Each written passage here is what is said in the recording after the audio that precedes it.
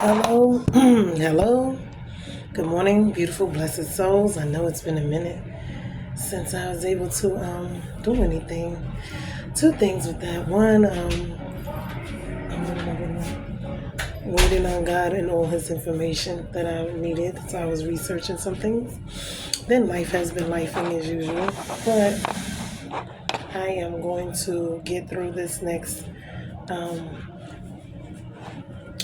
story in the Bible, which is the Tower of Babel, and it goes into telling us how all the different languages, and this is where I guess another rebellion of God happened.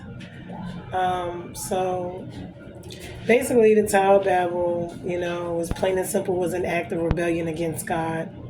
This story matters because we see what happens when mankind tries to prevent the acts of God.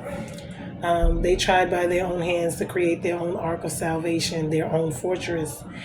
And so hold on, I'm going to go into what actually, God was displeased with their pride and ambition. He decided to confuse their language that they could no longer understand each other. So I'm going to go straight to the actual, it's Genesis 11. And basically, I'm going to just kind of read a little bit of what went on. Now, up until this point, the whole world had one language.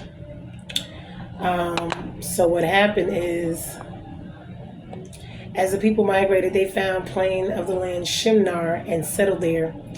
And they said to one another, "Come, let us make bricks and burn them thoroughly." And they had brick for stone and bitumen for mortar. And they said, "Come, let us build ourselves a city, a tower with its tops in heaven, and let us make a name for ourselves, lest we be dispersed over the face of the whole earth." And the Lord came down to see the city and the tower which the children of man had built. And the Lord said, "Behold, they are one people, and they have one language, and this is only the beginning of what they will do." And nothing that they propose to do will now be impossible for them. Come, let us go down there and confuse their language, so that there may not be understanding to one another's speech. So the Lord dispersed them from there and all the face of the earth, and they left the building of the city. Therefore its name was called Babel, because there the Lord confused the language of all the earth, and from there the Lord dispersed them all over the face of the earth. So these were people, which I'm going to get into it, okay, because these people, I believe, are related to the Chaldeans. Chaldeans gave us time. I think the Gregorian calendar, I'm not sure, but I know they gave us time, because that's how we get the minutes, seconds, and all of that. But Babel itself came from a word of Babelu, which is the gate of God. So this is what this was about, because, and I believe this was the start of Babylon and the Chaldeans and all the others, because they were great. They wanted to make themselves great. They wanted to be very arrogant. They wanted self-glorification, and this is very dangerous.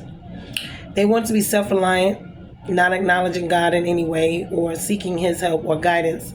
We see most times when these things are going on, this is a lot of what the struggle is with us and God, because that's like we're taking the power out of God's hands, and we're making ourselves God and taking Him out, and we're just going to live our lives and do what we want to do. And we become God ourselves instead of allowing God to be God in our lives. So in the beginning, the language was shared. There was one culture, and they wanted to be one people and not divided. But now they're wanting to build this city, this tower, and they want to reach to the heavens. This was another thing, like a gateway or door to the heavens. Like they want to, and I believe in nowadays they're doing the same thing with NASA and all these other things, the experiments that you see. And I believe it's so that they can unlock the gateway to heaven, of how it was before, where you can just, you know what I'm saying? And it's nothing but evil and demonic forces. That's where they get the aliens and all these other things from. They wanted to reach the heavens themselves. They wanted their names to be famous and great. See, pride, ego, arrogance, fame, fortune, whatever it is that they're seeking self-seeking, self putting themselves on pedestals. Um, but to keep them from doing this to themselves, God, scattered them. He changed their languages and scattered them. This is how we get all the different languages. And they scattered all over the world. I mean, there was a void after the flood, and people wanted power.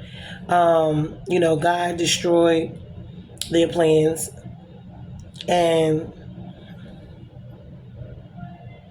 they would fill earth,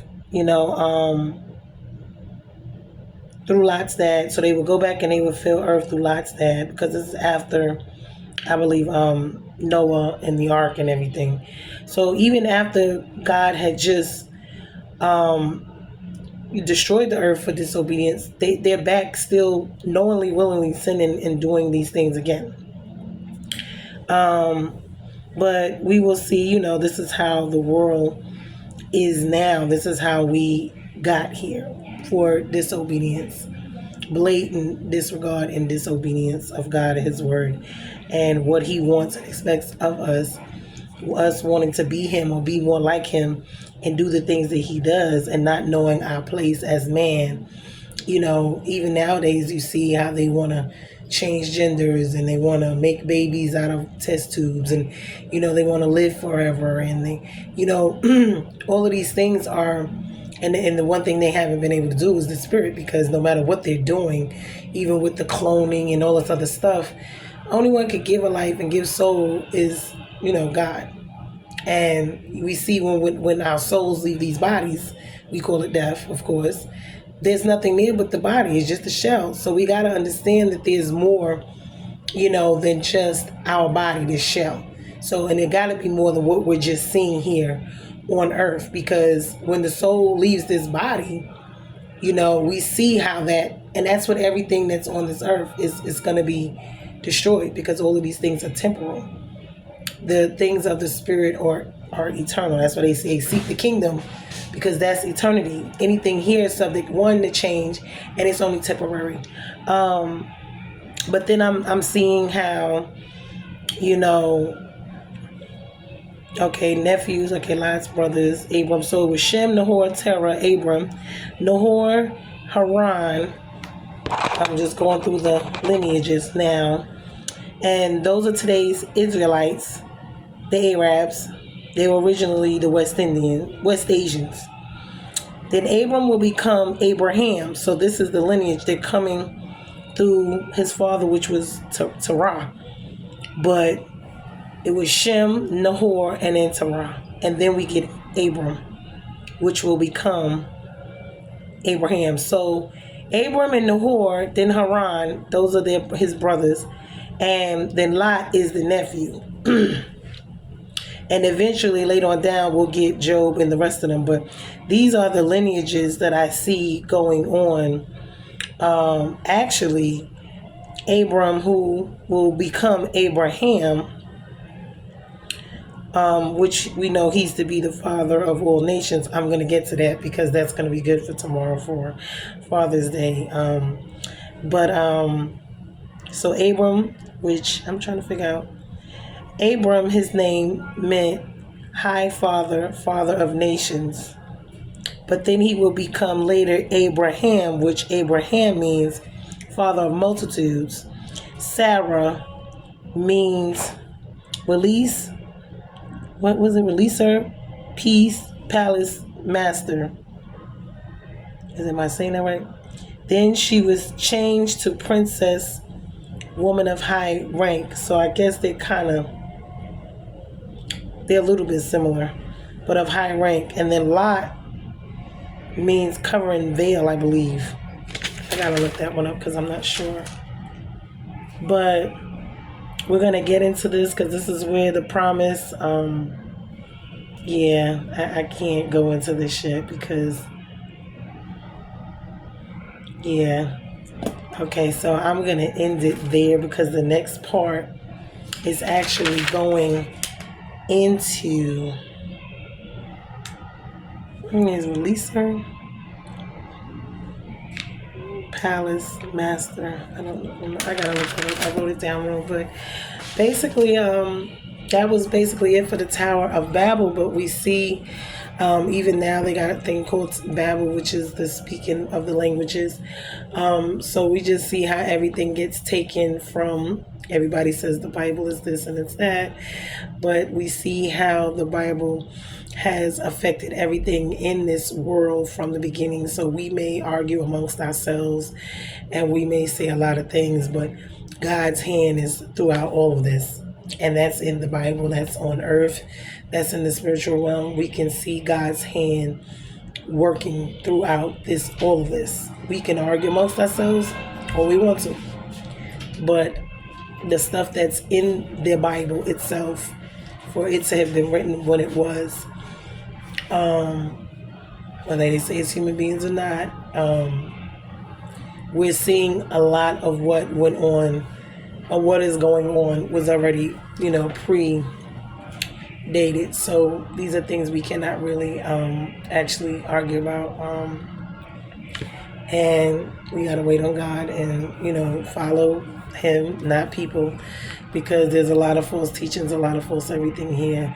I just, sit here and try to go through it myself and ask God to give me insight and to let me understand and see what's going on.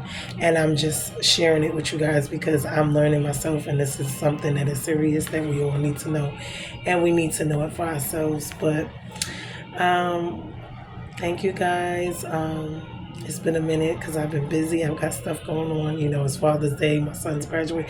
I got, a bunch going on. I have a life just, And, I wanted to make sure whenever I come, whatever it is that I had, information-wise, that is correct. This, to the most of my knowledge. I mean, I wasn't here when it was written. I ask God and I share what I'm seeing, what He shows me as I'm digging through the scriptures to try and find the answers, myself, and ask God to give them to me. So thank you guys. We're bruised and not broken. I hope your week went well, and I hope God continues to bless you and your families. Pray for me. I pray for you.